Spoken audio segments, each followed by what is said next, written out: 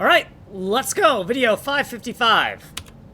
In the legal stuff section, we got rid of assert nil and assert has because we want those functions. Down in the function boilerplate, we have created the assert has. This will assert that something exists, and the assert nil, which will assert that something does not exist.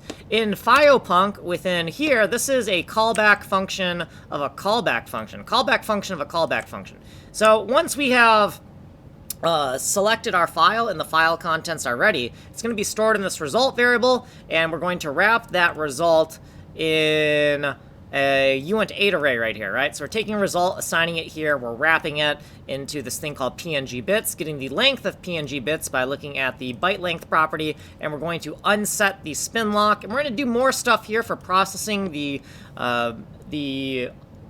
data and getting it into the game, but we'll do that in another video. Okay, so here's our callback function for selecting a PNG file of any size. So down here, we have clarification of what PNG bit stands for. This is a shorthand for assert nil. This is a shorthand for our event, a shorthand for our struct, storing all the variables we're interested in. And this is the file we picked, a handle to the file we picked.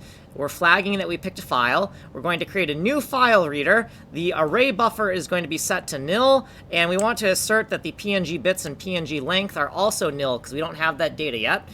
Then we need to set the onload event of our file reader to this callback, right? This callback up here that is going to read the data once it's ready in this result member of our file reader, right? So, okay. So once we've set that all up, then I think we're good. We just have to say message Josh has picked a file, and then we have a spin lock. So what's up with this?